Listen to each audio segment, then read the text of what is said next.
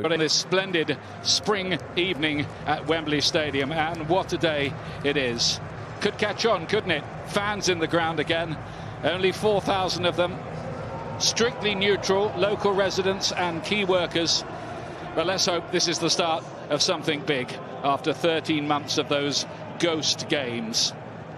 Leicester City, who've never won the FA Cup, sure you've read about that, but of course they've never won the Premier League, have they, until 5 years ago.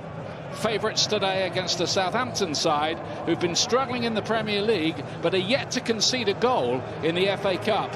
They've been picking strong teams and putting out inspired performances as well. Let's have a look at the team news. Leicester City select only one of the three players who were axed from last week's squad for attending a party in breach of COVID regulations. That's Ayoze Perez, who's recalled at the expense of Dennis Pratt. And Leicester have their first choice back three now that Chala Soyuncu is available again after COVID isolation. He replaces Daniel Amate. The story with James Maddison is he's not quite fit enough to start, but the manager is expecting him to make a big impact from the bench.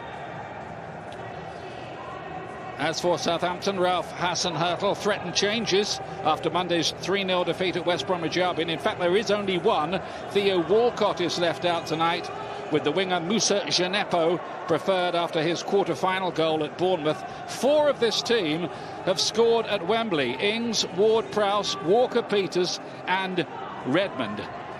The last time Leicester played in a semi-final was 39 years ago. Glenn Hoddle was in the Spurs team, which foiled them that day at Villa Park. Good evening to you, Glenn. Good evening, Ian. That was a long time ago as well, wasn't it? Yeah, we're a bit fortunate there. Yeah, looking at this Leicester side, obviously favourites today. We've put up there Iheanacho and Perez out in those wide positions. It could change. Iheanacho could be up there with Vardy and Perez just in behind, so they make a look of a three in midfield. We'll have to watch for that. As for Southampton, yes, I mean, they're a side for me that can turn it on in any given game. They've got real match winners, and if Ings is on his game today, that's going to be a really frightening prospect for Leicester. They've got to keep him quiet, but it's the normal 4-4-2, and I've got a feeling this could be an open game. Thank you, Glenn. Before kick-off, there will be a minute's silence in honour of His Royal Highness the Prince Philip, Duke of Edinburgh, a former president of the Football Association back in the 1950s.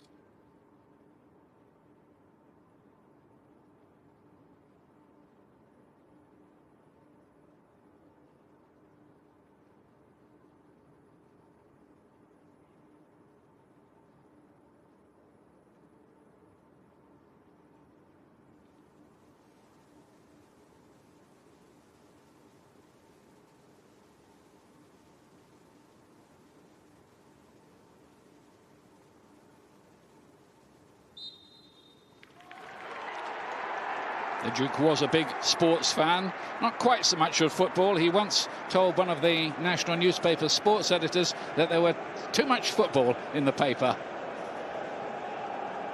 But he was a former president of the Football Association, as his son is now. Leicester City then, with Jamie Vardy not really among the goals just lately, none in his last 10 games, but Kelechi Iheanacho is 9 in his last 6 games, including 2 in the quarter-final against Manchester United. As for Southampton, they're going to look to Danny Ings again. He did score his first England goal here earlier this season against Wales. Chelsea awaiting the winners in the final, causing a minor upset ending Manchester City's quadruple hopes yesterday. The players taking the knee before kick-off to send out their anti-racism message to the world.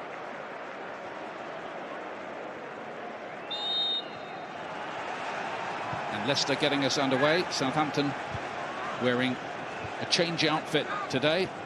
White with that red sash. And Diallo getting an early touch forward. What are you expecting here today, Glenn, from these two? Well, I think it's going to be an open game, I really do. They're two different shapes. Obviously, Southampton favour that 4-4-2. I'm just trying to have a quick look, Ian, to see whether they are splitting the strikers or they're going to go with the two up to try and... If they go with the two up, then I think the two fullbacks for Southampton could get out on the ball quite a lot. But we'll see how that develops. But for me, an open game, and I don't think there's much in it. As Ralph Hasenhüttl, and one of the agendas, Southampton fans won't thank me for mentioning it, is he would love to get real revenge over Leicester for that 9-0 humiliation last season in the rain down at St Mary's. Southampton, to be fair, have beaten Leicester since then, later that very season, in fact.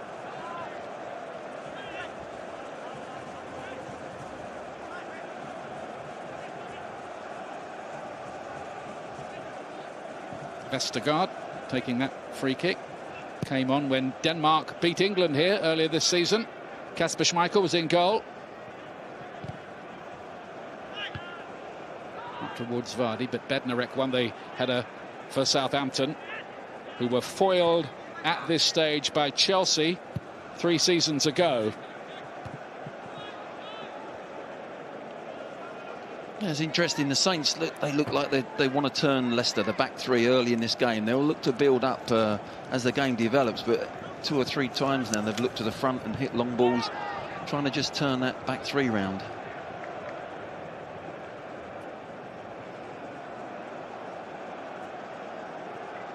Leicester won 2-0 when these two sides met in the Premier League earlier this season.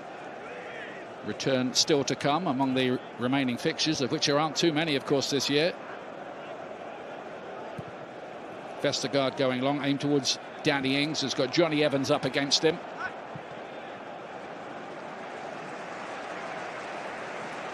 There's that example of trying to turn them round, and that's where Evans doesn't want to be dragged out in those wide positions, but Ings does well there to get a little throw-in for him, for his team early in the game.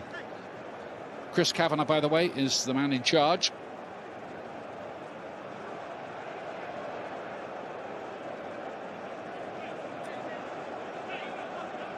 Gineppo preferred to Theo Walcott in the side. Were you surprised they left Walcott out tonight? Well, I expected him possibly to play, but I think Armstrong, who I think is a really good player for Southampton, drives in. So I think he had a nice problem to have, the manager, and I think Walcott at this moment in time hasn't played that much football. Is a perfect substitution, isn't he? If he comes on with his pace and his experience now, could be what Ralph Hasenhüttl was thinking about, using him later on in the game.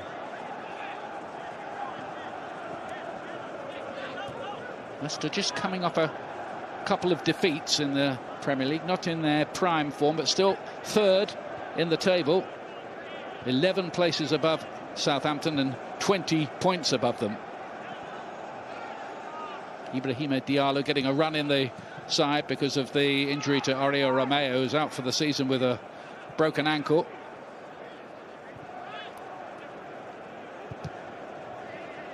Diallo losing possession. That could be costly. Tielemans to bring it forward here. Perez.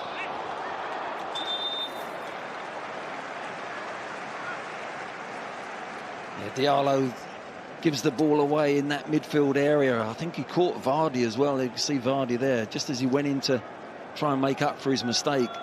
But if you give the ball away there in that centre circle and you're split as a team and you're trying to attack, you're going to pay the consequences. And I think referee Chris Kavanagh is looking for his yellow. Yeah, I think Diallo's going in the book very early in the game.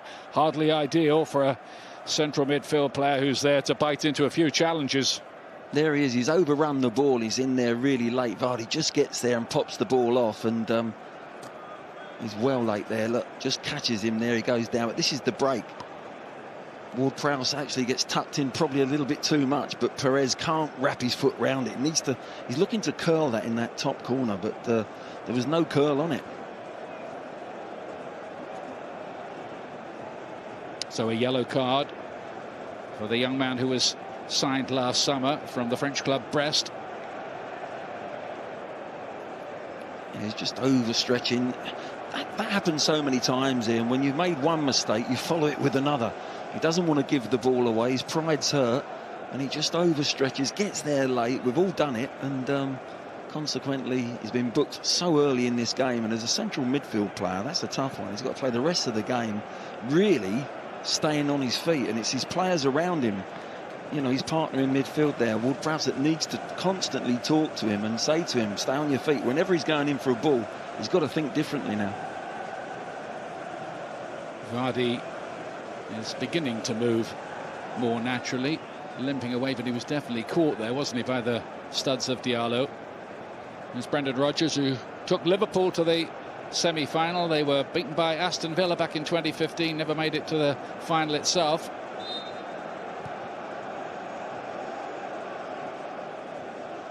Took a big stand last week, leaving out the 3 players who'd been in violation of the COVID regulations attending that party. Sent out a message. And he's expecting a response from his team here. Ricardo is being deployed on the left-hand side with Castagna on the right by Leicester today. Well, that's the thing. What Leicester have done, they're going into a back 4 defensively, and Castagna is pushed in as a right-sided midfield player. When they get the ball, they were going to play with 3 at the back, but they're defending in a 4. Good work by Armstrong. Kyle Walker-Peters. Now Vestergaard. Ryan Bertrand. Another late challenge, biting in there. Fofana. That's the one, just a mistimed again, just gets there a tad late. He's having to play really in that right back position. He's the one that has to go out wide and look after Gineppo. Fofana is getting a lot of publicity at the moment. There are stories that some of the big clubs might be in for him, and we're hearing price tags of £50 million being quoted for him. He's only 20. They signed him for around 30 million from Saint-Etienne. He's a wonderful player now, and I think what you would 50 million would be cheap, because you're buying into the years to come. I don't think Leicester fans would be happy us talking about him leaving, because he's such a very good defender, isn't he, for 20 years of age, and he's only going to get better. Ziniacho just turning. It's a little bit of a foul, but Southampton haven't really started yet. Walker-Peters. Vital for Southampton, and Ralph Hasenhüttl will be the captain in midfield. James Ward-Prowse, who's playing his 102nd consecutive match for Southampton here. He doesn't believe in being rotated, and he tells the manager that. It's not only the matches he plays in, but it's the minutes that he has. He very rarely comes off. He very rarely gets a bit of protection. So it's a wonderful feat what he's achieved, really. No way through for Gineppo down that right-hand side.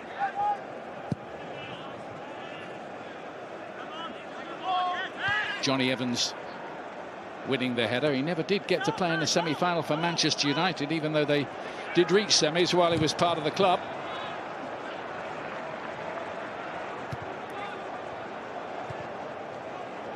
Cleared by Ricardo. A really good midfield defensive play there from Ndidi. He gets stretched out to this to his left-hand side and makes that defensive tackle. He just covers a lot of ground, doesn't he, Ndidi?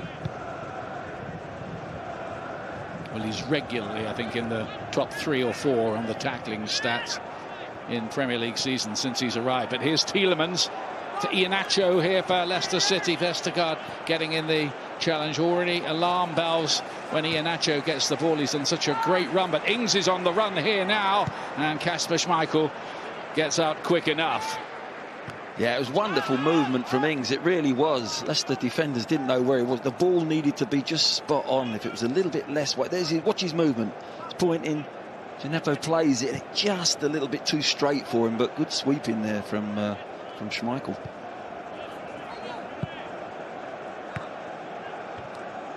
Southampton reaching the stage, beating Shrewsbury, Arsenal, Wolves, and in the quarter-final, Bournemouth 3-0.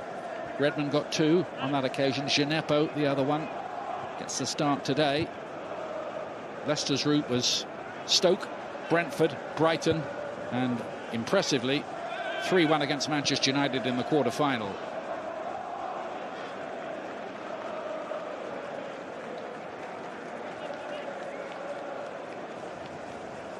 Only 86,000 spare seats today, Glenn. It's good to see the fans, isn't it? Oh, it's wonderful. It really is. Yes, in a big stadium like this, it does still also look, you know, a bit sparse. But it's just great to hear, you know, voices, real voices. Been a long time. Supposed to be strictly neutral, but I've noticed 1 or 2 shirts of the 2 clubs involved. It's a pilot event and strictly controlled testing of everybody, including us.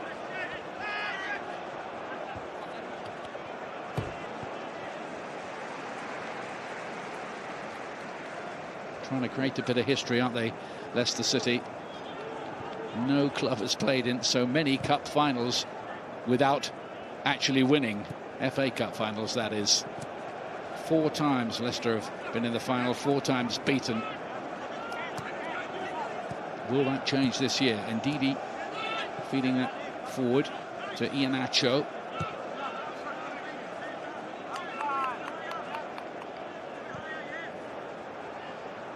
Soyuncu back in the starting lineup after a period of COVID isolation in his case.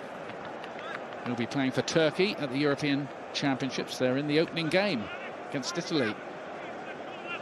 Not far away now. And it's hoped, I think, there'll be a crowd of around 22,000 at Wembley. Fingers crossed. England, of course, in action here. First game, Croatia.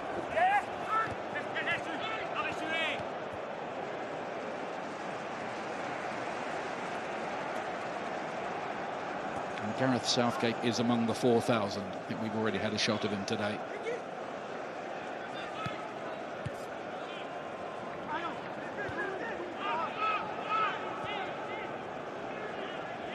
Taking in a lot of games, as indeed he has to be a bit worried about that injury to Harry Kane the other night.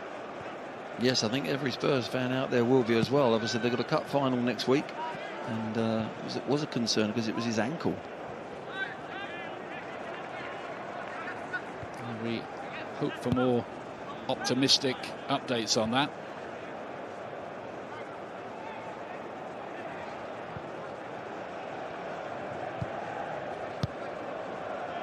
Ricardo is a player had to come back from a cruciate injury, a long struggle. He gave quite a moving interview about all of that, about hobbling around at home and needing help just to go to the bathroom. It's a long road back from that.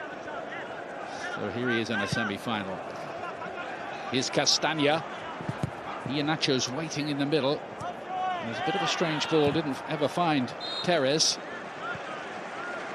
I don't think Perez ever expected that he was going to try and pick him out. He wasn't really on his toes, hence why he gets there a little bit late to make the tackle. It was, as you say, and it was an unusual one. I think you're thinking he's going to whip it in the box. There, we've seen 3 or 4 tackles now where players have just got there a tiny bit late, make the foul, but ref didn't deem that as a yellow. He has on some occasions. He might have got away with that one on that occasion. We do have Peter Walton today to adjudicate on any big controversies that might crop up. It's not unknown.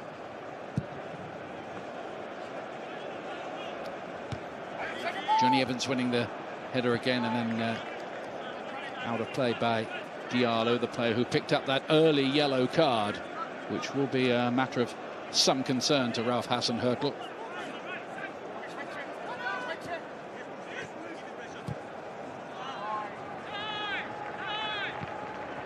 Picked up by Ricardo.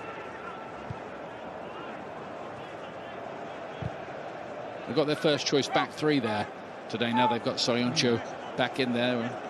Just letting in a few goals lately, 3 at West Ham last week.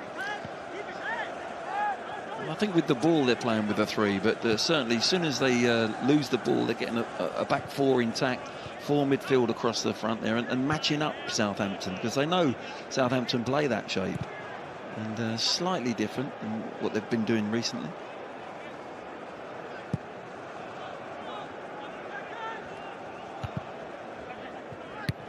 Ward-Prowse to play it forward. Can't find Redmond, who had a stellar game in the quarter-final. A couple of goals and an assist as well.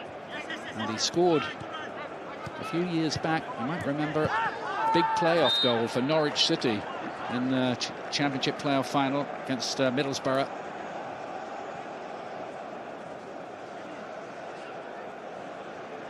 And you just see Stania just trying to play a little 1-2, just Vestergaard go and get out of the way.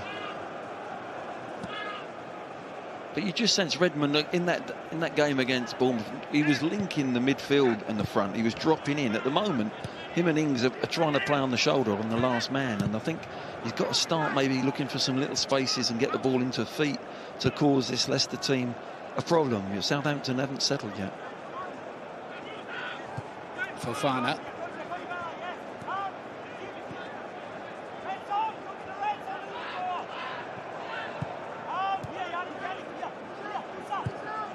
Vestergaard to Redmond, who couldn't bring it under control. Helped on by Vardy into the path of Jose Perez, who's playing just behind the front two. We might see James Maddison coming on and playing that role a little bit later on. Seemed to be the Leicester thinking in that interview we heard when Brendan Rodgers was talking to Des Kelly before the game.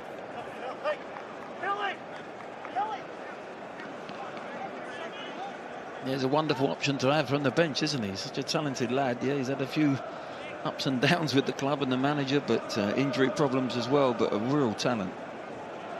Hamza Chowdhury behind him there, of course, 2 of the COVID violators. Leicester have drawn the line under the incident now. They're all back in the matchday squad now, and the word from the manager is that apologies have been extremely sincere, and there is a lot of contrition.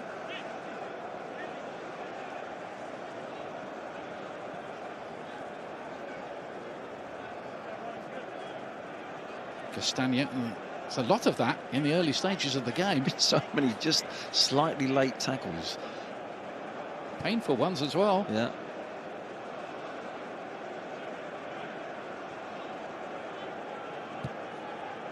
Not all punished. Well, the this only is one, it. The Diallo one was, the others. Yeah, no. It's as if the referee stamped down on the first one. Excuse the pun, stamped down, but there's 3 or 4 others that have gone. I don't want to see yellow cards, put about. I'm not sure Diallo's was a booking at the end of the day. He hasn't gone over the top of the ball, just a tiny bit late, but you want consistency, that's the thing. Redmond, player who on his day could be a match winner for Southampton. Slightly nervy, bitty start from both clubs, in truth, so far. This is Jose Perez.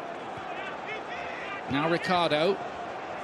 Ward-Prowse, though, there to cut it out. Southampton's whole season really rides on this, doesn't it? They've fallen way down in the Premier League after topping the table for a couple of days in November. Leicester had a spell on top as well. So many clubs have, haven't they? At the beginning of the season, if you remember, off the top of my head, I'm not sure how many it is, probably about 9. Yeah, about half the division at one stage or another. But one of them is very seriously taking control of it now. And they certainly have. In fact, Southampton have only taken 10 of the last 45 points available to them since the turn of the year. That's fewer than any other Premier League club. But they have an opportunity to do something here with Armstrong. Now Redmond. Ings was trying to cut that back. Well, that little attack came from pressing, and Southampton normally are such a good pressing side. It's the first time they've won the ball in their attacking third, and they've gone and got a cross in, and that's what they've got to look to do. Yeah, that's their trademark, isn't it? It's difficult, though, because Leicester, as I say, swinging into that back three, and it's harder to press a back three. The three centre-backs, you know, the two outside ones are splitting really wide, and they've got a lot of ground to cover.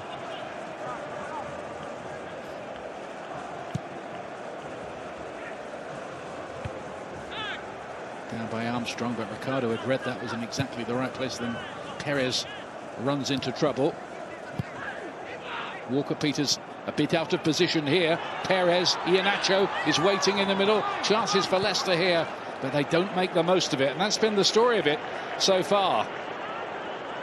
Yeah, Perez finds himself in a wonderful position. He's just sneaking in behind the two Saints central midfield players, and this time he gets in, and he's really got to do better. I think he was caught in a couple of minds, really.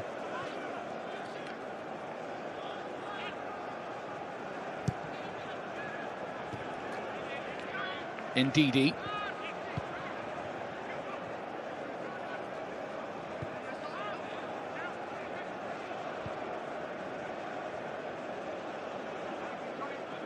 Johnny Evans has been a fantastic signing for the club, but only just over £3 million from West Bromwich Albion. Great bit of business. Leicester have been extremely good performers in the transfer market for some time. Got N'Golo Conte for about £5 million, didn't they? And Riyad Mahrez for 400,000. About £90 million profit in all of that. Here's Gineppo on the run. Redmond ahead of him. Just overran the ball, though. And Leicester are able to hunt it back again. Played long towards Vardy, a familiar tactic of old from Leicester City, trying to get Vardy away into the channels.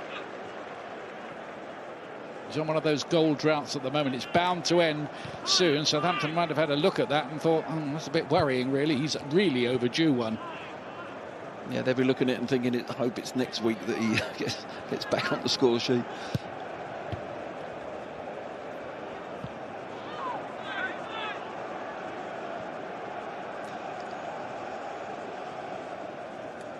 Sometimes it's a little bit, this shape is a little bit more difficult for Vardy. Normally, he's, you know, over the years, you see him up there on his own, and he knows when and where to run. He's got both channels to work. Whereas with Iheanacho up there at times, he's got to work out when to go, and when it's somebody else's option to make them runs, he has to drop in. So it's slightly different for him with the two up. He's usually been up there on his own, hasn't he, before Iheanacho burst into the team and, well, made it impossible to leave him out. Can't argue with 9 goals in 6 matches. Vardy's trying to find him here. They do link up. It's Vardy. Quite adroitly kept in play, actually, by Fraser Forster in the end. Yeah, he knew it was a little deflection. It was going to be a corner. It was not really a little pattern of play, is it? It's a bit fortunate, but he gets half a yard, tries to get the shot in, but Vestergaard gets the block in, and Forster does well. Yannick Vestergaard is down injured and in some pain by the look of it as well. He's one of those players, Ralph Hasenhüttl, dropped after that 9-0 game. There were a few, but Southampton made an amazingly good recovery from all of that.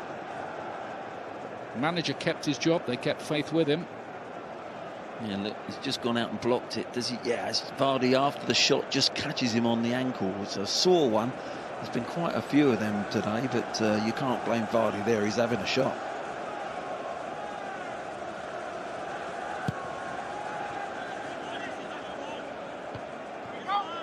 Fofana, then Diallo picked it up. Ings couldn't quite make it stick.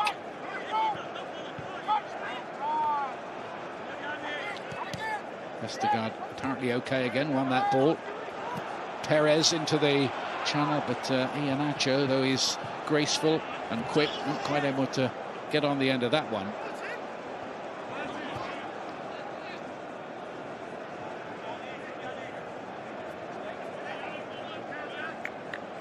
Vardy got a hat-trick against Southampton on that big night. So did Perez.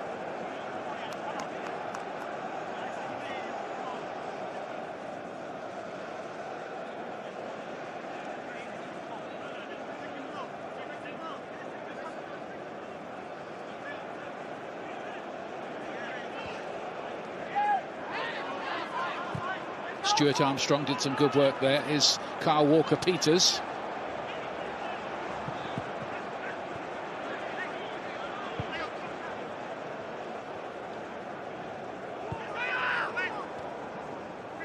Ward-Prowse. So Yunchu is able to cut that one out. Most roads at the moment, cul-de-sacs. Yeah, they're just finding it hard, Southampton, to get a ball into midfield and get somebody free. You know, they've got to change that. They're a little bit static in the 4-4-2. They're playing in lines and straight lines where, as I say, Leicester go in possession. They go to a back three, wing backs, and causing the Saints a little bit more problems. But there's no real clear-cut chance been created in this game yet. Really good piece of defending by Fofana back there. Shut the door on Southampton and Danny Ings. It's a loose ball. Very loose ball from Ricardo. Gineppo. Now Ryan Bertrand, who's seen it all really since he joined Southampton. That was, of course, after he'd won the Champions League in his days at Chelsea. Ings looking to link up with Redmond.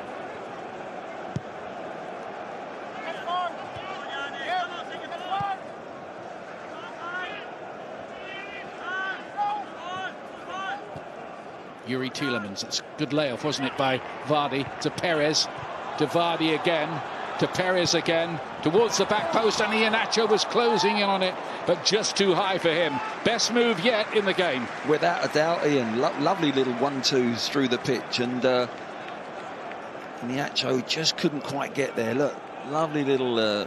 Tielemans looks as if he was going to play a long ball. Here's the little combination. 1-2s, Vardy, a lovely little ball back.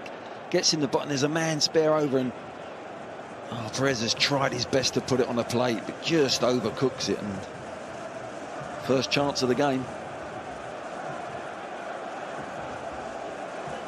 Applauds the football. It was a sweet move, but it didn't get the finish Leicester wanted. Well, all their best attacks, Leicester, have come from handing over the ball. The Saints lose the ball in the middle third, and Leicester are prepared to play forward. If your first ball goes forward, then you normally can counter and something happens, and that's what they've done 2 or 3 occasions.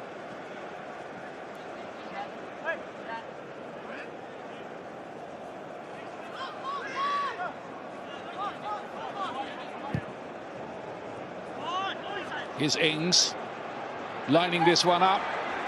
Thought about the shot, then thought better of it, and in the end it came to nothing. Diallo. Here's Ward-Prowse trying to get Southampton moving forward. Good play by Redmond. Then Ibrahima Diallo. And Gineppo has definitely caught Fofana there. Free kick.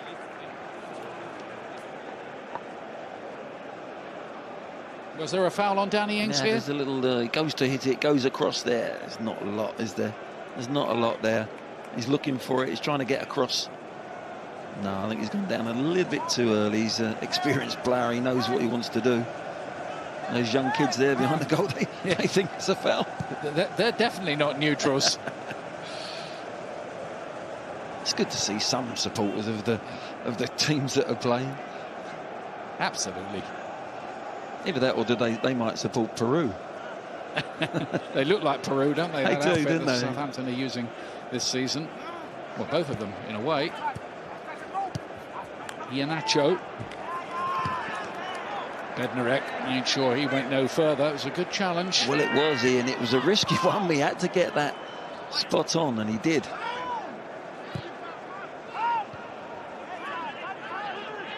Cut up by Bednarek. Vestergaard has got over that bruising he had a little bit earlier on, which had him grimacing.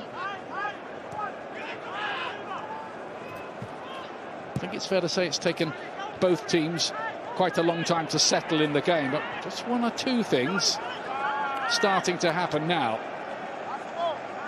Yeah, they both look a little bit nervous. I think Leicester have settled in on the ball a little bit more, but they just look a little bit nervous. I think a goal at either end really will open this game up. There's no doubt about that. There's Diallo. Foul Walker-Peters. That's the latest foul by Perez.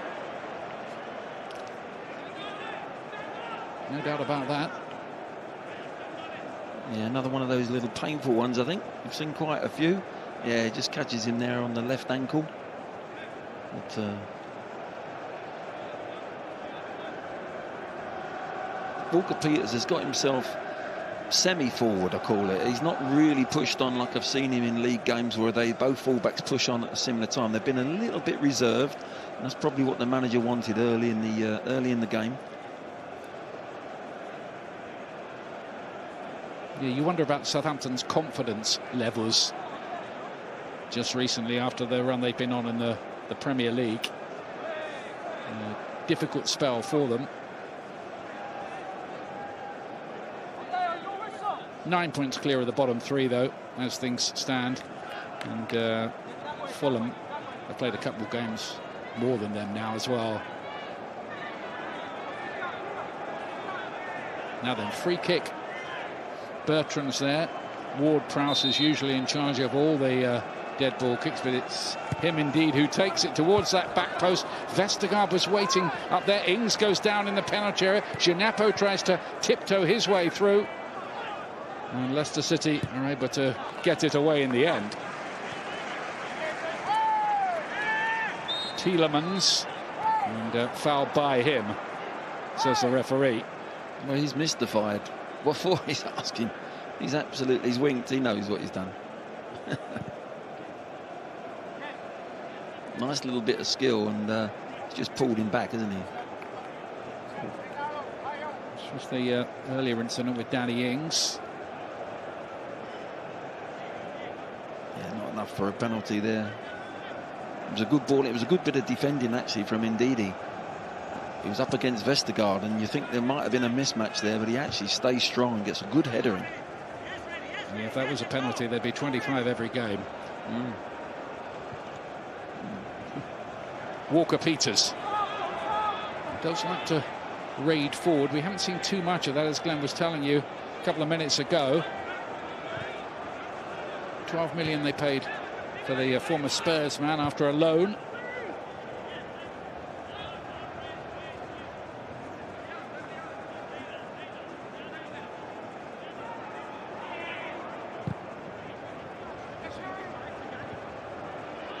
Johnny Evans won the header. Diallo's given that ball away in midfield to Tielemans. Vardy closing in on here. Jamie Vardy can't make it count. Big opportunity for Leicester City and for Jamie Vardy, but for the moment his drought goes on. Well, Leicester just can't punish again. Look, Southampton give the ball away again in that middle third. One ball in behind from Tielemans, and Vardy can't. He's trying to dink it over the keeper. Just trying to dink it. He just can't wrap his foot round it enough there, and they just can't punish Saints at the moment. Yeah, and Brendan knows it, but they've won the ball in that midfield area 3 or 4 occasions, broke quickly, and if it keeps happening, it's only a matter of time.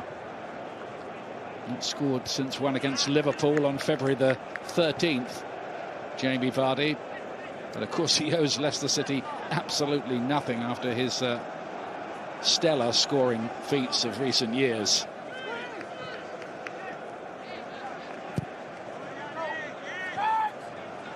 Armstrong. Corner kick. Yeah, it's the first time we've seen Armstrong. He makes them driving runs off the ball and with the ball.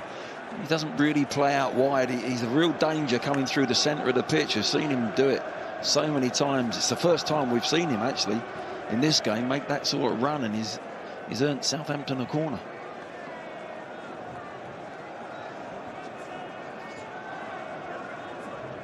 Ward-Prowse with the corner. They'll be very anxious, Leicester, not to concede any free kicks around the edge of the box. With him around, is one of the best in the business at those. Just a corner this time. Played back towards Bertrand, who had an opportunity but couldn't get his feet sorted out to have a go at goal there. Armstrong's won that ball back well off Perez there.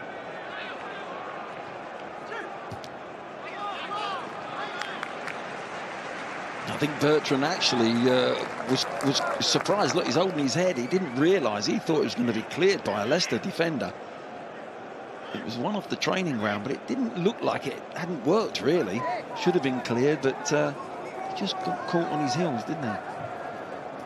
Just a hint of something for the Saints there. Flicked on by Redmond, bouncing around dangerously. Gineppo, important piece of work by Fofana there. He had to win that. Better spell for Southampton. Here's Ward-Prowse.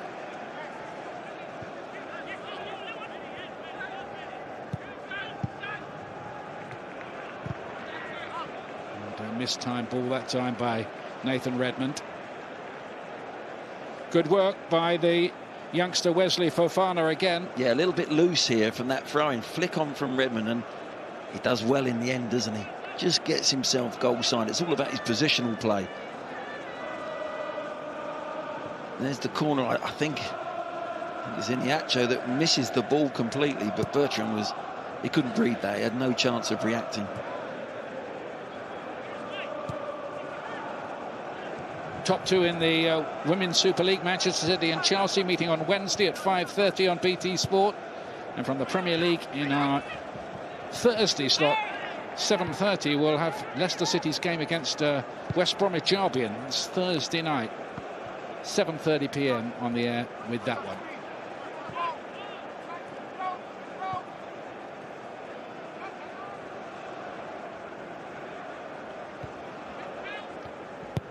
Ricardo, cut out by Jan Bednarek, who's an automatic pick for Southampton.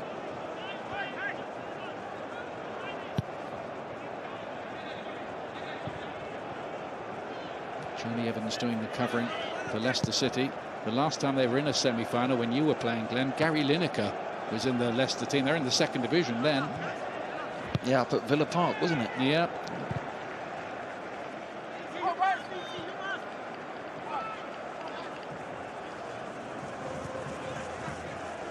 It's Tielemans. Back to Fofana.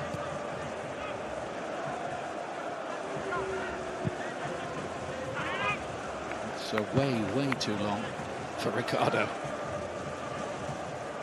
Has been quite an error-strewn first half, in truth, but Leicester City have had one major chance falling to Jamie Vardy.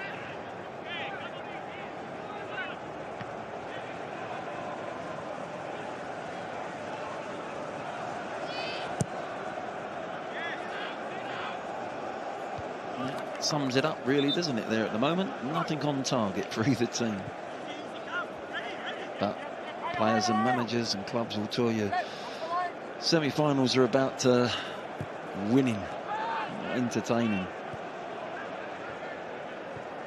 They are often pretty tight and tense affairs. Walker Peters rather got away with that, just bounced off Perez and back to Fraser Forster. The Southampton goalkeeper has re-established himself now as the number one. He was saying in an interview this week he's been through some very dark and incredibly hard days, and it all started after he was dropped after a 5-2 defeat here against Tottenham Hotspur back in 2017. Back between the sticks now for Southampton.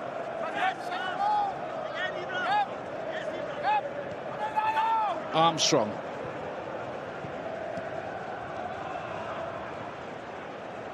So many passes not finding their target.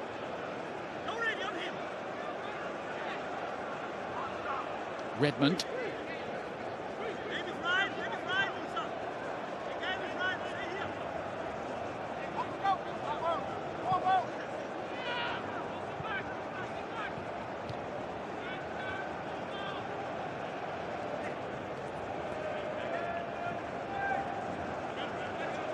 How different is the Wembley surface, Glenn? You hear a lot of pros say it is quite draining to play on compared to others.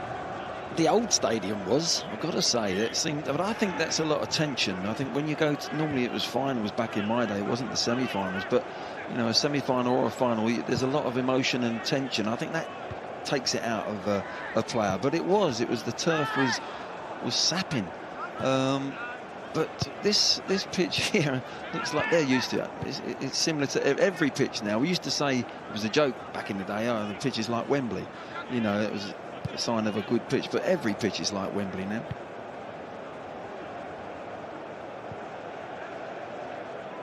I noticed yesterday the pitch looked to me as if it was a little bit, the grass was a little bit longer than it is today, funny enough, and I don't know if that would have suited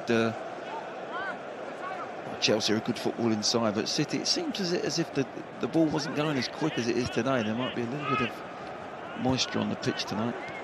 Here's Tielemans sliding across that surface for Castagna, and just behind Vardy. That gave Vestergaard the chance to hack that away for a corner. Yeah, nice change of play. They've gone down one side, opened it up. That's the wing back. He's got a lot of time and space. They just get it wrong. Vardy's just looking for that little blindside run when Casino just plays to feet, and they tried to work it out there, but they got the corner. Leicester City trying to do what no other side has done so far in the FA Cup this season, that is score against Southampton. It's flicked on and onto the roof of the net in the end, and Ndidi attacking that on the near post. He just gets the cross. It hasn't really made wondrous movement. He's just jogged in there really, and the ball was spot on. He just couldn't actually keep it down, could he? Half a chance. It's always half a chance with nobody on the post, I feel. Nowadays, a lot of teams that don't have anyone on the near post or the back post, and that area is an easy place to score from a corner. Nothing doing that time, though. Hasn't scored this season so far, Ndidi.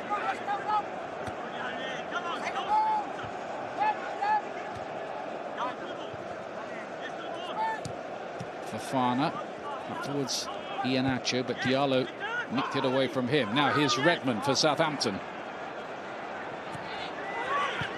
Covering's good back there.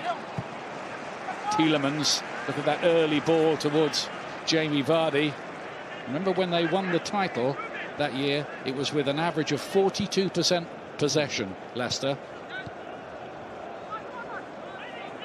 Obviously the style has evolved over the seasons. Vardy's still around though.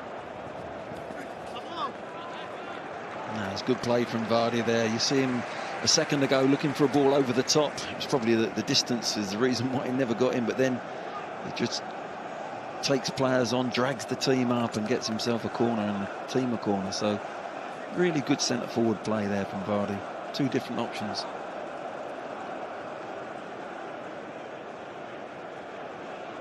Leicester City corner in the dappled evening sunlight of Wembley Stadium. What's that near post again? Leicester win it. It's a bouncing around on the line and they couldn't quite finish it off. Yeah, you just watch this. Evans just drifts round the back here. There he is. Look, he's drifting round the back. Might have been offside, but he just pops it back in there, and in the end it's the keeper and two defenders there. Besnarek, everyone just going. Who's going to get there? And Vardy just can't get goal side of the two defenders, really. Been knocking on the door, Leicester City. Johnny Evans winning that header on the back post. Another Leicester City corner. Again, it's a deep one. Again, it's towards Johnny Evans, but this time it's too long. Don't forget, from the Premier League, we'll have Liverpool against Newcastle United live for you next Saturday lunchtime. We're on the air at 11:30, BT Sport 1 HD and Ultimate for that one. And on the Sunday, this time next week, in fact, West Bromwich Albion going to Aston Villa, continuing their improbable fight to survive in the Premier League under Sam Allardyce. That's 6:30 next Sunday.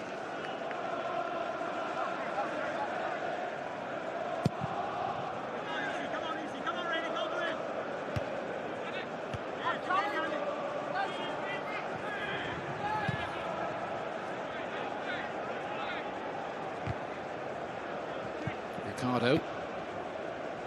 Armstrong working with Ward-Prowse here. Can Southampton engineer something late in the half? Ward-Prowse thought he was fouled by Perez, and the referee agrees. Yeah, he just comes on the blind side, doesn't he? Ward-Prowse looks like he's got away from him, but Perez does well for the team. Just gets a little toe down. I think he definitely got a bit of the ball there. Nowadays, you're not quite sure what's a foul and what isn't. That's a long debate. Add handball, I think, to that.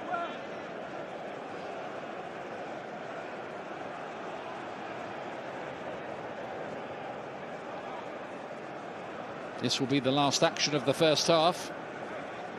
A Southampton free kick. The tall Yannick Vestergaard is among those waiting for the delivery from, it's usually Ward-Prowse. It is again.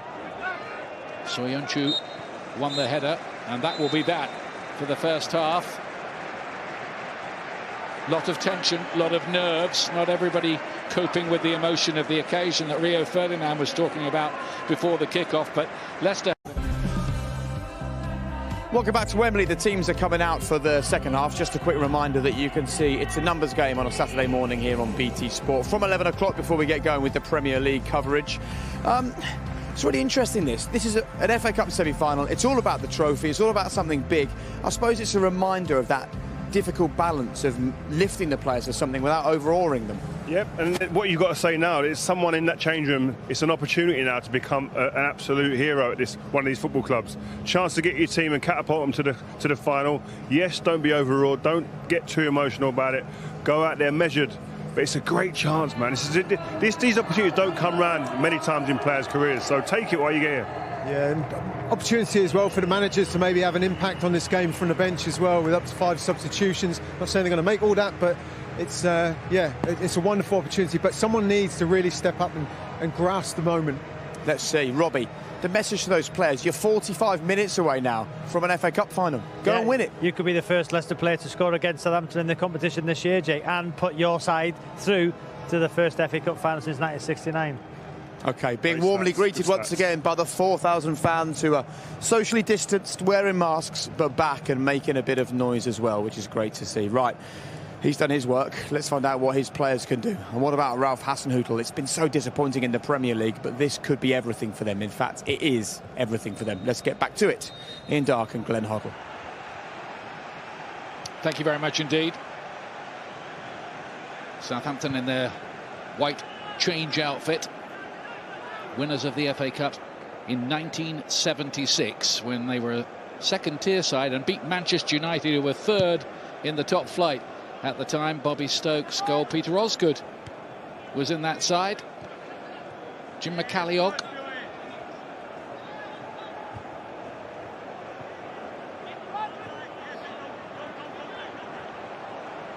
Here's Kyle Walker-Peters for the Saints.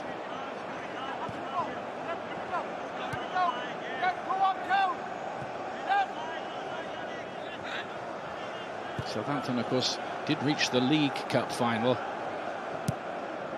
back in 2017 when they were slightly unlucky losers, as I recall it, on the day against Manchester United 3-2. That day when Manolo Gabbiadini starred and got a couple of goals. Ibrahimovic with a couple for Manchester United.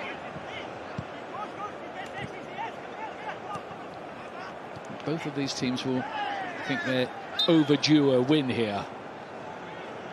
Well, looking at both teams at the moment, the same shape as the first half, but there's more intensity to Southampton. They've come out pressing the ball a little bit higher, certainly showing a little bit more intent. So maybe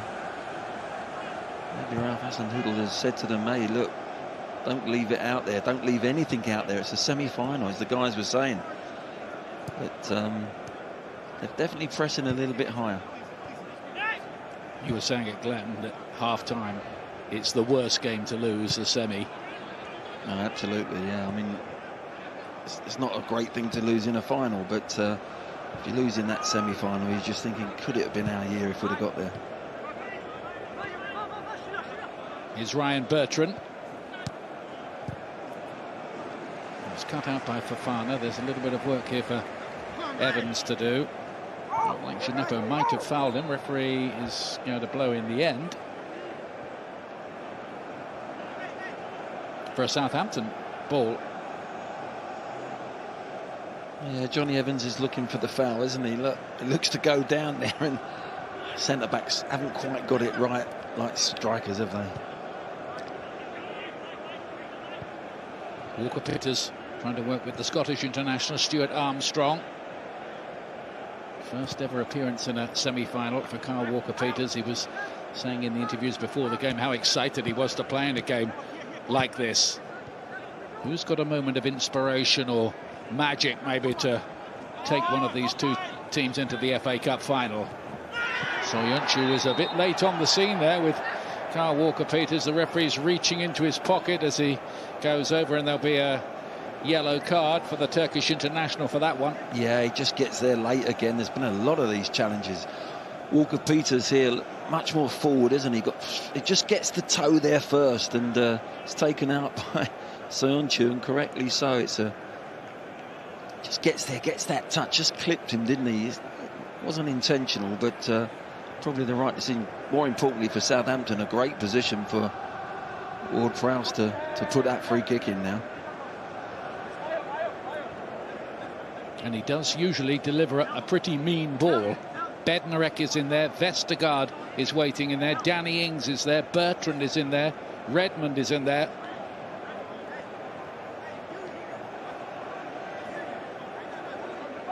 So far in the game, Leicester have had the chances that matter. Can Ward-Prowse conjure up something here for Southampton?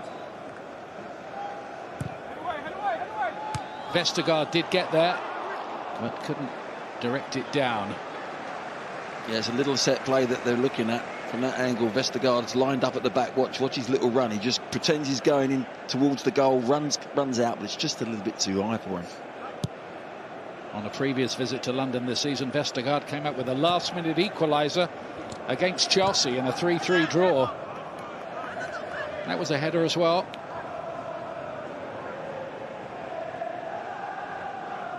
I wonder how soon before we see James Maddison, Glenn. Well, for me, Perez was the one that was picking up some really good positions, and he was getting on the ball and looking dangerous, but he just didn't have that end product there. For me, if Maddison was in those positions, he'd just pick the right way to pass or the right cross, and it must be going through Brendan's mind at some stage to bring him on just off the front there. Here's Iheanacho. Diallo's ball forward. Remember, Diallo picked up that yellow card in the opening minutes of the game. Here is Perez. Now Castagna. First season with the club. The Belgian international. Given away rather easily by Gineppo. Now Ricardo.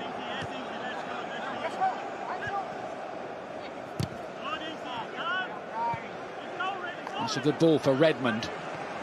Walker-Peters had made an interesting run there from right back. He was furthest forward. Never did pick up that with a pass to him. Well, that's the intent now that Southampton have got. The manager's asked for the fullbacks to be released a little bit. We've seen Bertrand getting forward as well, actually, on this left-hand side. So they're engaging a lot more than they were first half, the two fullbacks.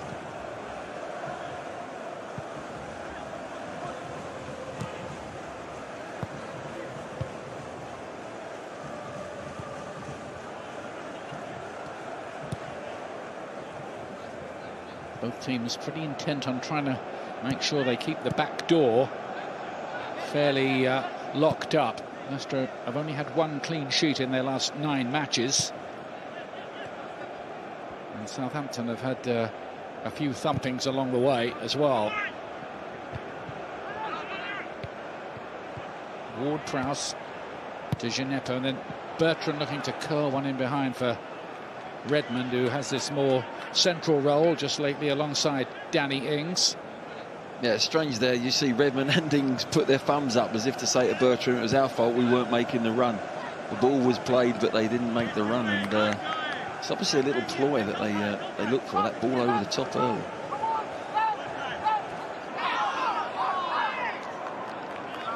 Good hustling by Leicester. I'm sure that there was nothing Kyle Walker-Peters could do with that. The right back did score the only goal of his career here at Wembley when Tottenham were based here in an FA Cup game against Rochdale.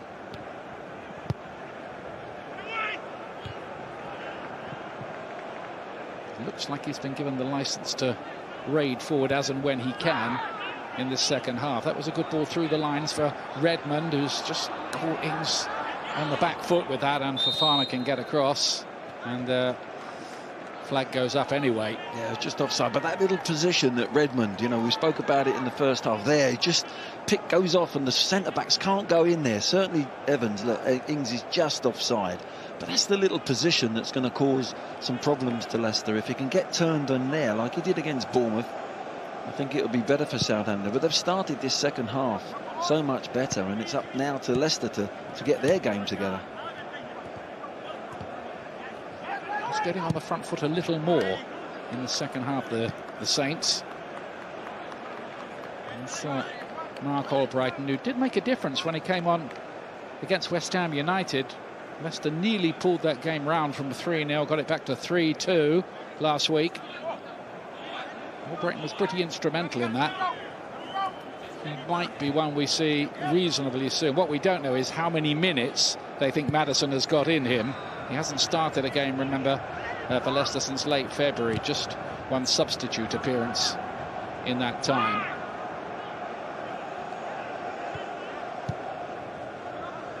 Of course, Brendan Rodgers will have in his mind that there might be an extra half an hour as well.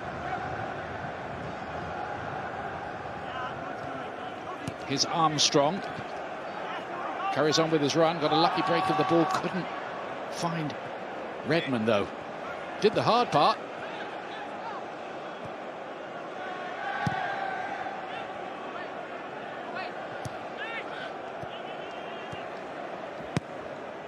Here's Ricardo. Higher press going on from Southampton. Yeah, they're finding it harder to get out.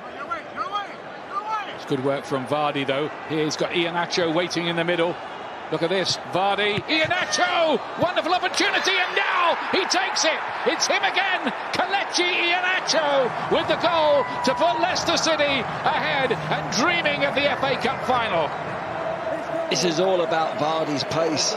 Incredible pace in behind. That space is there by pressing the pitch, and Southampton taking that little bit of a risk. They've done it well second half. They've won the ball back, but this time the ball goes in behind, and Vardy does absolutely brilliant. He really does. A little bit of good fortune there. The ball's going to go wide.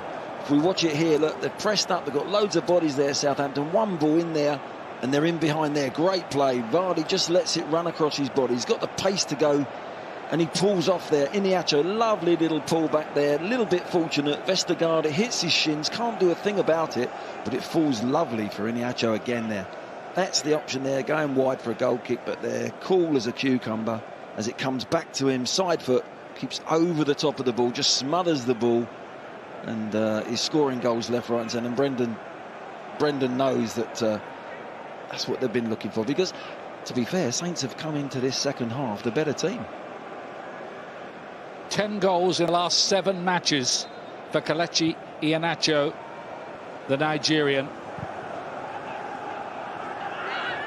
His only previous goal in this stadium was when Leicester were beaten 5-4 here by Tottenham in an end-of-season game a couple of years back. But that is a big, big one for the in-form Iheanacho. Has had a long battle, really, to become a regular. He was in the shadow, really, of Sergio Aguero and others at Manchester City, and in Jamie Vardy's shadow at Leicester, until this recent run. Right place, right time again. Well, it was his movement. Actually, Vardy does absolutely brilliant, doesn't he? Let's be fair, but it's the Iheanacho's movement to pretend I'm going in the 6-yard box and just pull off the 2 defenders, and he gets fortunate. There's no doubt about it. It's going for a goal kick, but hits Vestergaard, comes back, and that's what happens when you score goals. When you're in a run of form, those things happen. scored in the last 3 rounds now. Winner against Brighton in the 94th minute in round 5, 2 against Manchester United in round 6, 1 in the semi. What can Southampton do about it?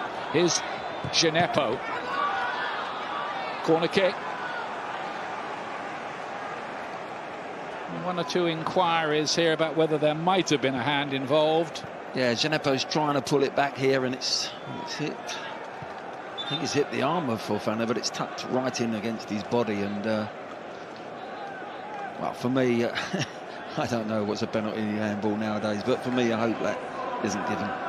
Che Adams is going to come on his.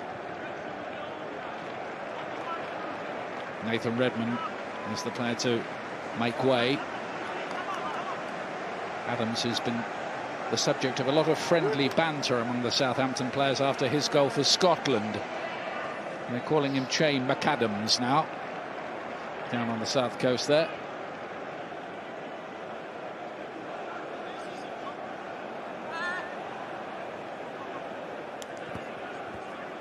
So that's the response to the Leicester goal from Southampton, who have a corner here to be taken by James Ward-Prowse.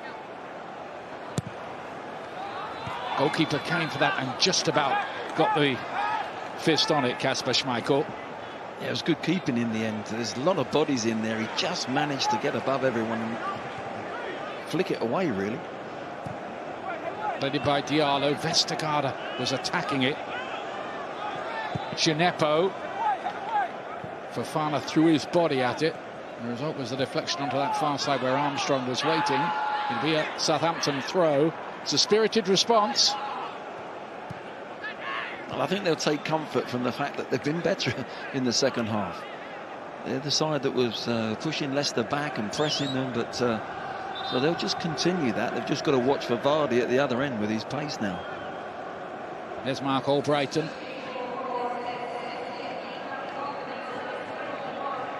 He's a survivor of that Premier League winning team. It's a dwindling number to replace Ricardo Pereira.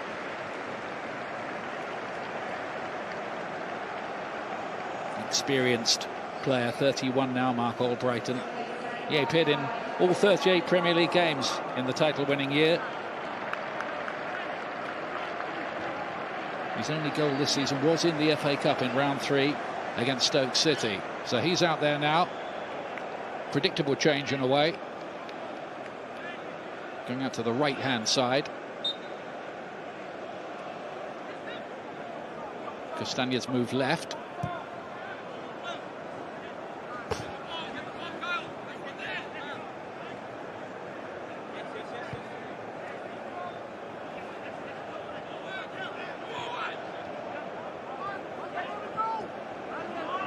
It was an assist and a half, really, wasn't it, by Vardy with the goal. Tremendous burst of pace. He's 34, and he obviously still does have that Olympian speed. Well, he doesn't look as if he's slowing up. You saw the pace, the change of pace. That's what's so impressive. Here's Ings to Che Adams. Engineered half a yard of space. Johnny Evans got the block in, and then Diallo with the effort, which was always rising over the top. Now, just look at this for experience here. It's a lovely little ball here from Ings, but watch Evans here. He reads what the striker's going to do here. Adams there he just shuts his legs. So many strikers now look to go through the legs, and Evans just read him, and it was wonderful defending. Manchester City and Chelsea met here yesterday in the semi-final, the Women's Super League version of that particular fixture, Wednesday 5:30. But wait a minute here, because here's Ings with an opportunity. Door is shut on Southampton, but they've been lively since they conceded. It was a split second there. Sionchu took a hell of a risk. He really did. And there was no contact on Ings, but for one split second I thought any sort of contact, it's going to be a penalty. But Ings tried to back heel, acute back heel, and it didn't come off. But dangerous, as you say. They're having a go now, Saints. They have to. Yeah, just taking the break off a bit, you sense.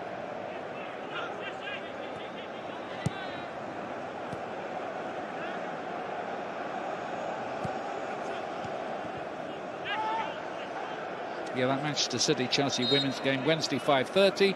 And by the way, we'll have Leicester in action again in the Premier League, this time against West Brom on Thursday, unusual time, Thursday 7:30.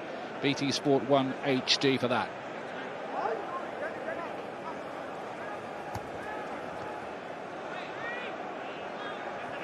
Musa Djenepo, did it stay in play? Yeah, it did. And then Soyuncu to get it away. Southampton conceding at last in the FA Cup this season. No team has won the FA Cup without conceding since Bury in 1903.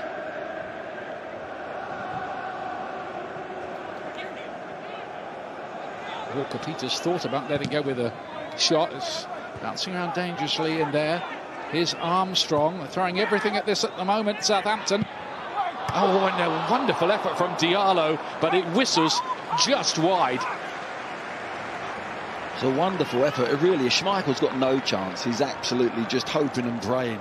This ball drops down. Ings does well here. It's Johnny Evans again. Look, just strong. Gets that clearance. Lovely little clip back ball from Armstrong. Super volley, really, as it comes out. It's just curling away. So unfortunate as the ball just curls away. Schmeichel's got absolutely no chance. He's put his hands up, and Diallo is devastated. But it looks like they're just playing with some freedom now, Saints. They're just looking at it and they're saying, like, we got to go for it. And everything in that first half, they looked like they were playing in chains. Now they're free. They look better for it, don't they? Southampton. They look dangerous at the moment. It's an examination for Leicester City. But what Leicester will do, they will look to pick them off, though, on the counter. James Maddison is preparing himself for action. Already made that change with Albrighton on. I think it makes sense. I think Brendan will be looking at that and thinking, if we can get him on the ball, he'll slide someone in. He might not actually maybe score himself, but he's got that vision and that ability just to slide people in. Albrighton's ball in is not quite right, and Fraser Forster can come and claim that one. Better game now.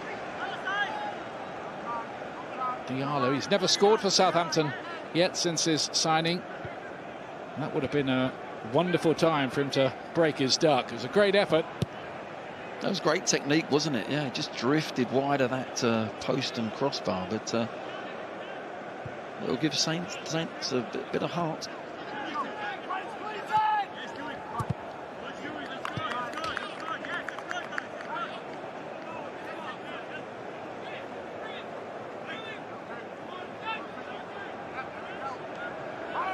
Going to seem like an extremely long 25 minutes if you're a Leicester City fan, and a very short 25 minutes if you're a Saints fan.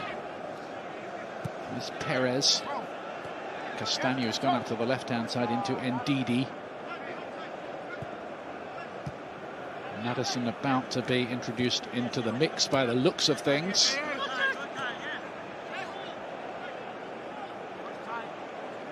With the manager's words, he's got to make better decisions. After being axed from the squad last week for attending that party you will have read about.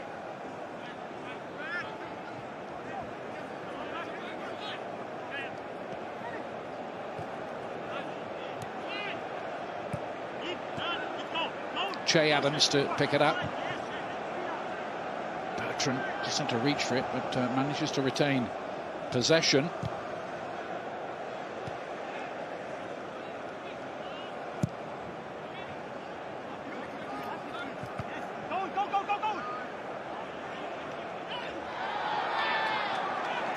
Leicester, remember, reaching out for history, not been in the FA Cup final since 1969 when they had a 19-year-old Peter Shilton in goal.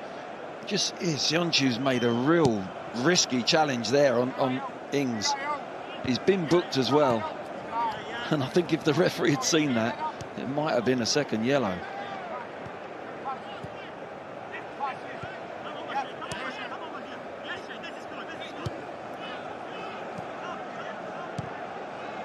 Here's Johnny Evans for Leicester City. Yeah, you wondered whether Ings was going to go down didn't you, in that situation? Castagna. Perez trying to bend one into the path of Vardy. The idea was good, not quite with the execution.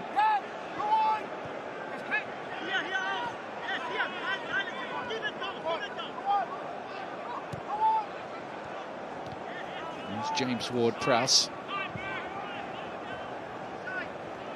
Bertrand, who had that half chance in the first half. He played for the Leicester manager, Brendan Rodgers, in the Chelsea Academy and on loan at Reading many years ago. Brendan also signed Danny Ings for Liverpool.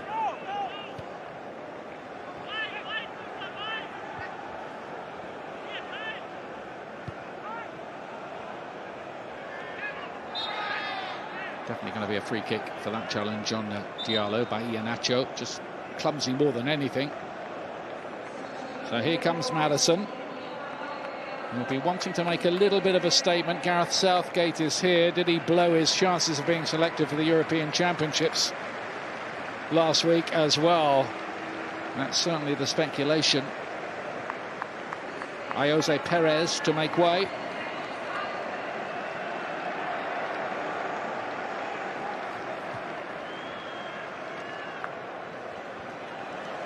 Like-for-like switch, and we'll go into that number 10 role.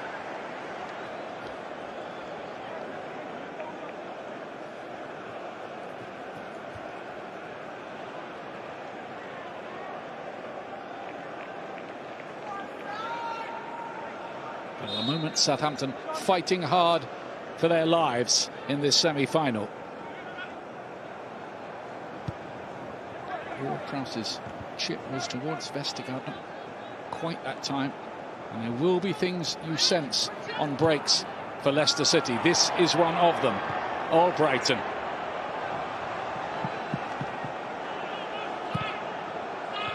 Here's Vardy to pick it up. Good movement from him again. Tielemans.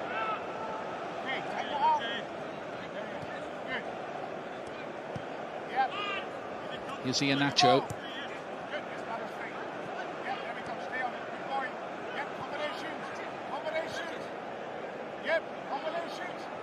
Maddison's first involvement.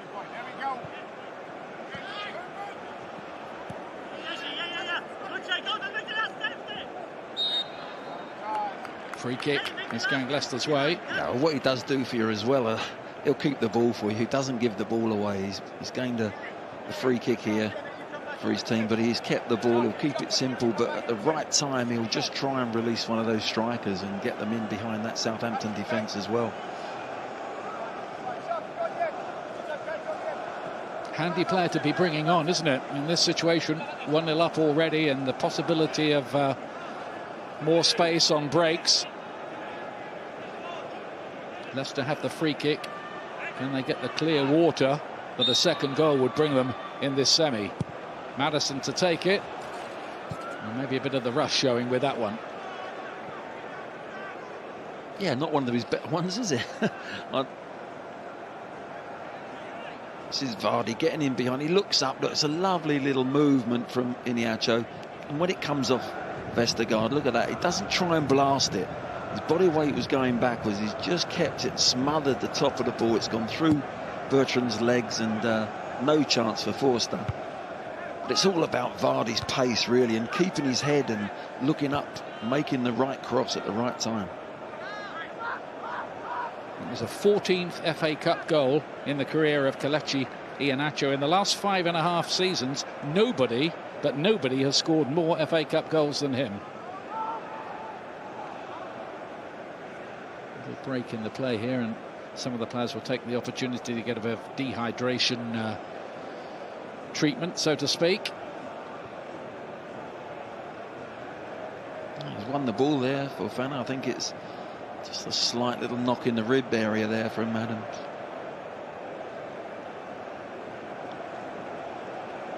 So far, it's Kelechi Iheanacho who's making the headlines again in this semi-final, as he's been doing so often recently. There's Theo Walcott about to come on for Southampton. And Gineppo was preferred to him in the starting lineup as the player to make way. Theo Walcott, who has scored in an FA Cup final in his career for Arsenal against Aston Villa 6 years ago.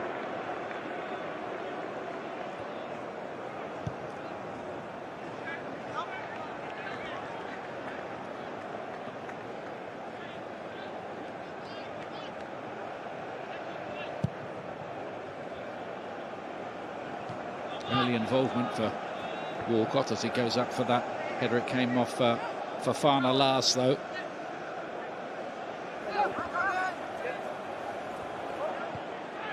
World class inside to Diallo, but they're not going to unlock Leicester like that.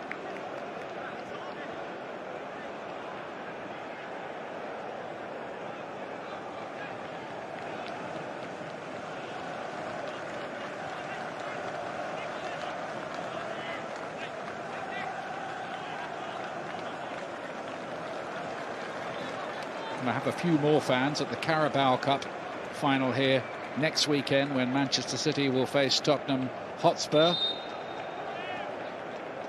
And we hope, all being well, growing numbers as we move on towards the European Championships. Last couple of Premier League games of the season, the plan is there'll be some fans in, up to a maximum of 10,000. Free kick going Leicester City's way. And one eye on the clock a little bit as well now. We're inside the last 17 minutes or so. Tielemans is hurt.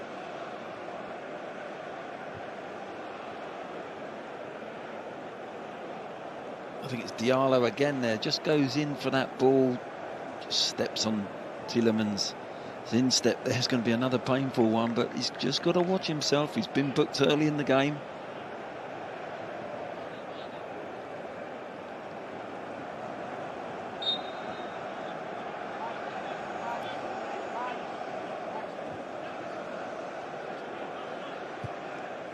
Evans to take it, and Castagna will not be able to reach that.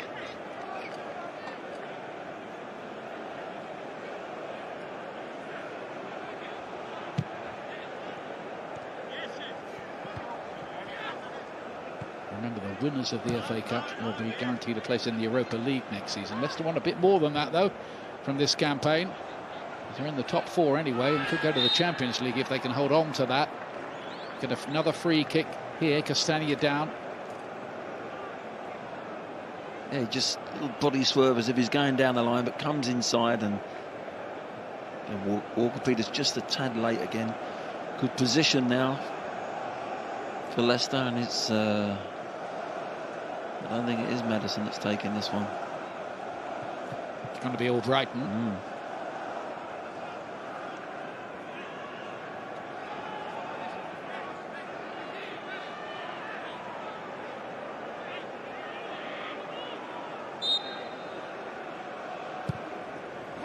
With a bit of pace and well defended by Vestergaard and company. Bertrand too. He was the one who got his head to it, and then Ward-Prowse to hook it away.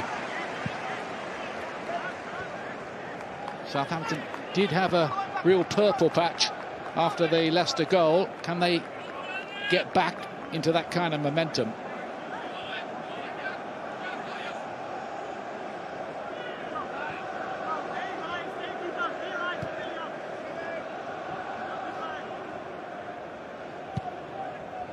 Walcott in the spin in behind.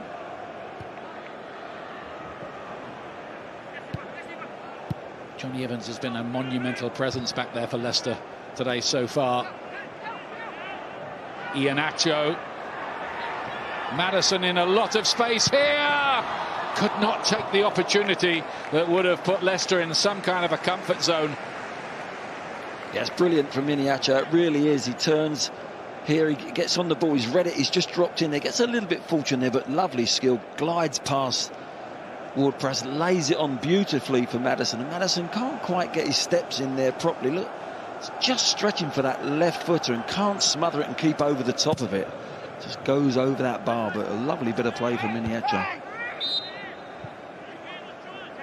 He's set up a few as well, hasn't he? As all the goals he's been getting. gave that very humble interview after the first Premier League hat-trick, where he dedicated it to his mum Mercy, who died when he was 16. And he said to all the mums in the world on Mother's Day. Ward-Prowse plays this one in towards Che Adams. Up to Diallo, who had that terrific effort earlier. Now Danny Ings.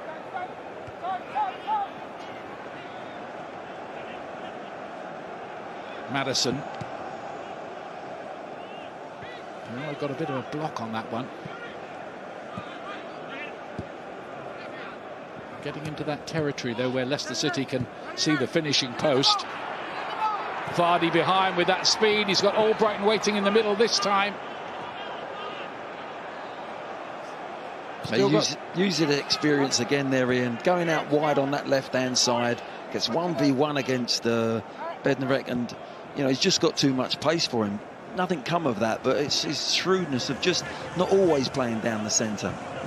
Playing with another striker up there with him allows him to do that. If you're playing down the centre on your own, you can't get out that wide so much, and he's really used that ploy very well today. Great second half for Jamie Vardy, setting up the goals. His first goal in the FA Cup was in the preliminary round for Stockbridge Park Steels, his non-league team. Not a bad buy at £1 million. Another opportunity here. Maddison! You wondered if that was going to send the net bellowing. It's a good effort, isn't it? Just picks up that little position we're talking about. In off the front there. Just no one picking him up. Much better strike, but just swerving away, isn't it? You've seen him hit the target and score from that position, but a clever position that he picks up. He's always looking to sneak in behind the opponent's midfield, and did it well there. Evans was there again.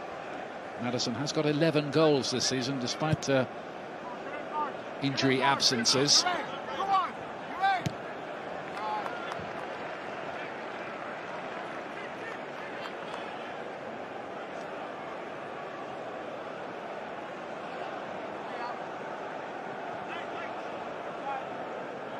Can his team rescue this?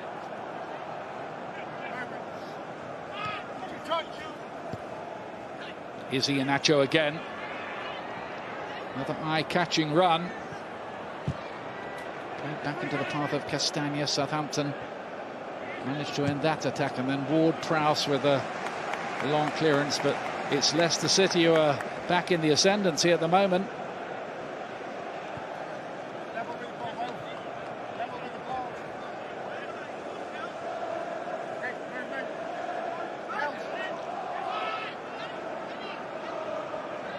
Iheanacho again goes down, looks at the referee, nothing doing.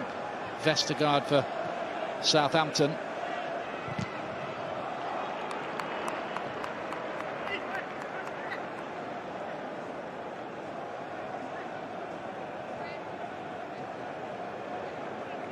Right from the word go this season, Southampton have picked strong teams in the FA Cup and decided to give it a real go. It's taken them this far, but unless they can find something late on here, the run is going to end today.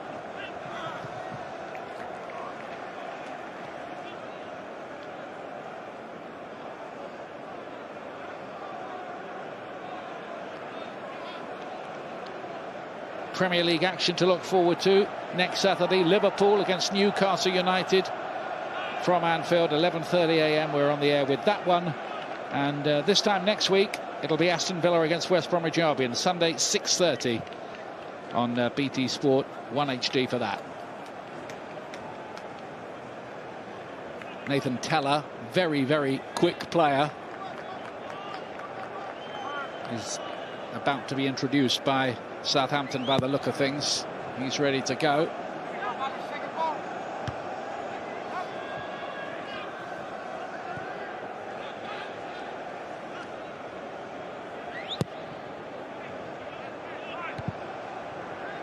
Vestergaard's header wasn't the most decisive, and it could cause a problem here, but Fraser Forster is okay with his feet on that occasion.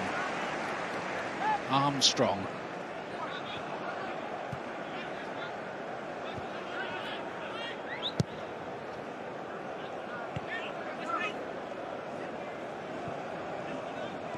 Yuri Tielemans will be part of the Belgian squad at the European Championships.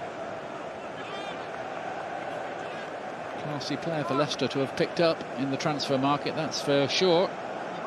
Played more games than anybody else this season for the Foxes. You've got to say Leicester's recruitment over the last 2 or 3 seasons, excellent. Yeah, Nacho's picked up a bit of a knock there. He was just caught by the boot, but he's gone down and stayed down, and it was a bit of a strange one. Just clasping behind his knee. Vestergaard just a bit late there. Yeah. Now, was there contact there at all, or was it? It's always dangerous when there's no contact and you're looking at your knee. You're wondering whether he's twisted something, but I'm not sure if he just followed through Vestergaard and caught him. Well, he's not glancing over at the bench or anything, is he? No, he's okay. He's all right. He'll be even better when the ball comes to his feet. You watch. Madison, lovely ball that time. Vardy. And up goes the flag from Sean Massey Ellis. And good in the second half, isn't he, Jamie Vardy here? Yeah, he's been excellent. He really has. He's been willing to go in behind. He's just offside. It's a close one.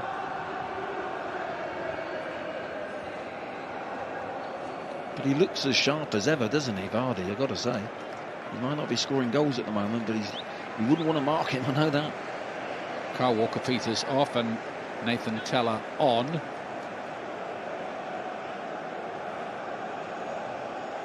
Going to make another change by the look of it as well here. Off comes Ryan Bertrand. And it's going to be the defender Mohamed Salisu.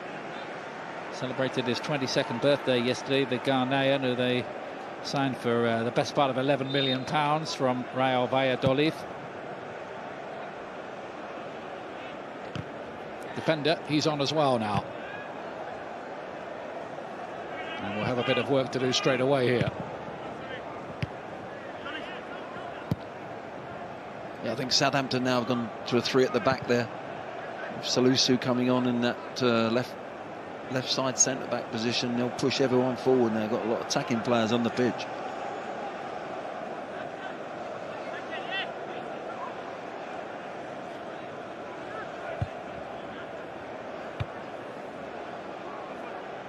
Time running out here for Southampton.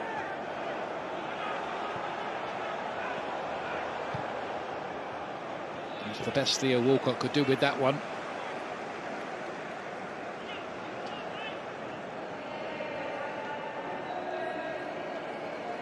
In the home straight here, Leicester City reaching out for club history, of course, this year.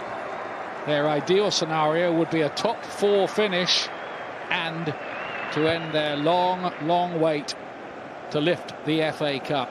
Never done in the club's 137-year history. Brendan Rodgers knows all about that. He described this as a game of real magnitude for us. And it's a game they're leading at the moment.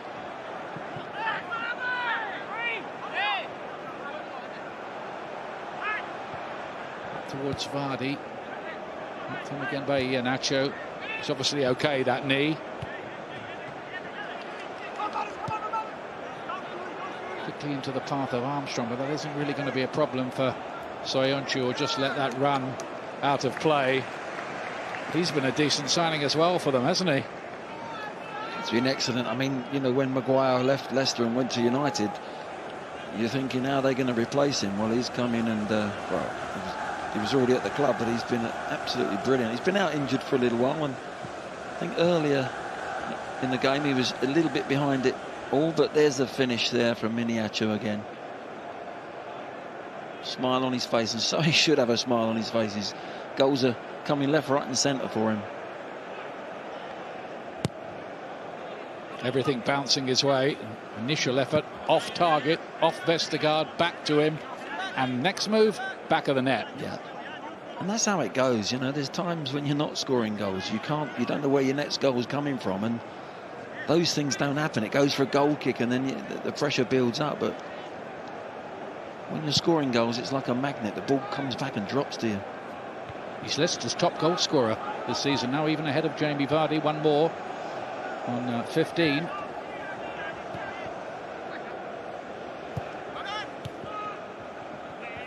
It's all Brighton. Yannick Vestergaard. Southampton have got to just throw the kitchen sink now at Leicester. They know it. Soyuncu goes in for that ball. Remember, he has got a booking. Maddison. Lovely ball. All Brighton. Got some experienced players out there to try to just see this through and close the show.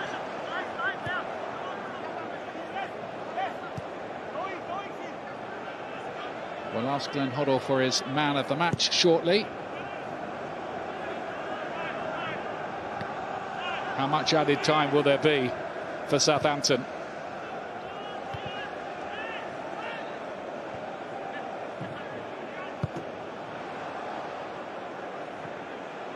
Goes out of play. Southampton haven't had a Wembley win since they picked up the Johnston's Paint Trophy against Carlisle as a third-tier team 11 years ago. Come on then, Glenn, who is your man of the match? Well, I think Johnny Evans has marshalled things at the back really well for Leicester, but for me today it's got to be Iheanacho. He scored the goal that might put Leicester in the final. They've got to see out these last minutes, but he's been brilliant. Everything he's done, he's been poised, he's brought players into play, but in the end is the difference at this moment in time.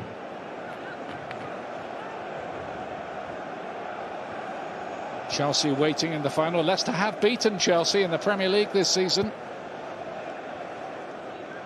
but they are proving a pretty tough nut to crack just at the moment under Thomas Tuchel, as Manchester City found out yesterday.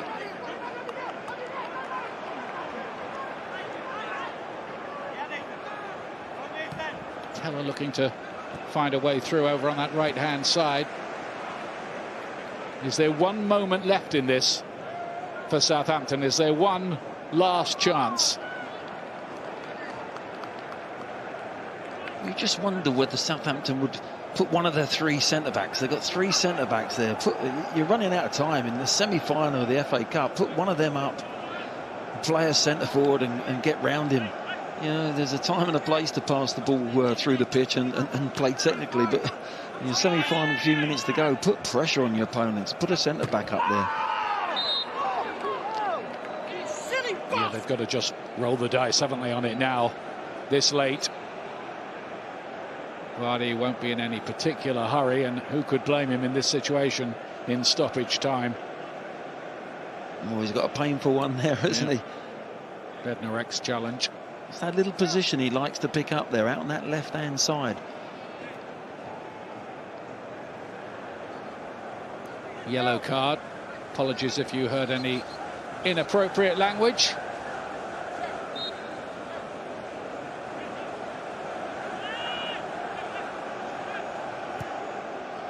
Soyuncu's looking for the corner, so is... Oh, I thought Iheanacho would, but he didn't. He's won it back, though, for his team. Yeah, redeemed himself there. Castagna and Iheanacho. Here he is again. He might add a second. Saliso got the block in, though, for Southampton. That really would have settled it. There's this time Ndidi. He's got it back again for Leicester. It'll go for the goal kick. Leicester won't worry about that, though. They're nearly there. Yeah, he just thought for a second there that he earned the space himself. Lovely little turn here. He creates the space here. Look, it's a good little block there from Salisu.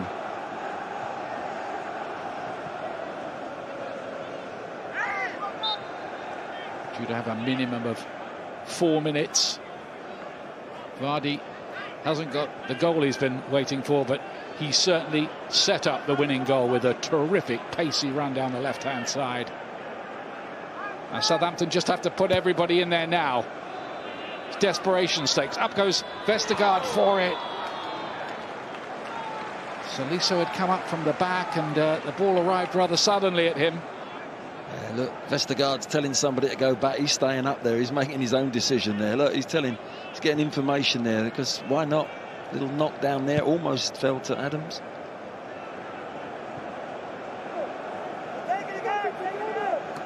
Brendan Rodgers did have a Wembley triumph here when he took Swansea up in a championship playoff.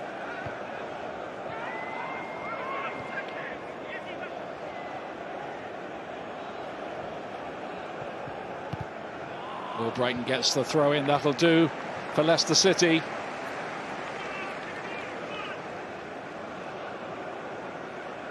It has been good to have the fans back today. A lot of them local residents in the Brent Council area. A lot of them are key workers, and I hope a lot of them are workers from the National Health Service who've been wondrous over the last year or so. I wonder if there's quite a few in here, Ian, that have never been to a live football game before. It's that sort of situation, isn't it? But I haven't seen the best of games. As you said, though, the result's everything, isn't it? Oh, in the semi-final, without a doubt. That's why Southampton have just got to go for it. You know, the centre-back. Look, Vestergaard's up there in the centre-forward position, trying to get fouls, trying to just get a flick on. That's what's needed now. But they're running out of time. Free kick to Southampton. There you go. Vestergaard gets the foul. Now he's got himself up and getting into that 18-yard box. Bednarek's up there as well, too. Salisu, too. And even Fraser Forster.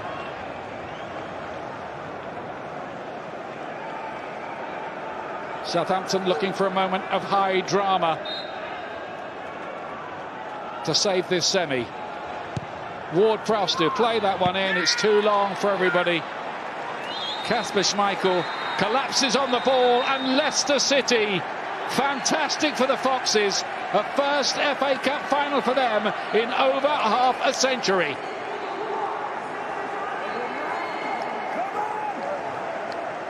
A big smile on the face of Brendan Rodgers. Frustration, desolation for Southampton. More Wembley heartbreak for them. But Kelechi Iheanacho, he's one of the stories of the season. This young Nigerian, he's come into the side, and in game after game after game, he's delivering goals, and that is a big one for Leicester today. Set up by Jamie Vardy, and that one goal is enough to take Leicester City into the FA Cup final against Chelsea. Yeah, I think they're the better team overall, weren't they, today? They really were. They controlled many parts of the game, and Southampton gave a gallant effort, but they just got their noses over the line, Leicester. I think they deserved it in the end. And yes, I think their bench changed the game a little bit as well, and made them just control the game second half when Southampton did come at Leicester. But disappointing for the Saints, but Leicester and Chelsea, they're going to, you know, it's going to be a hell of a final. It really is. It's going to be a tough call who's going to win that. Big day in the history of Leicester City, and they've had a few in recent years, haven't they?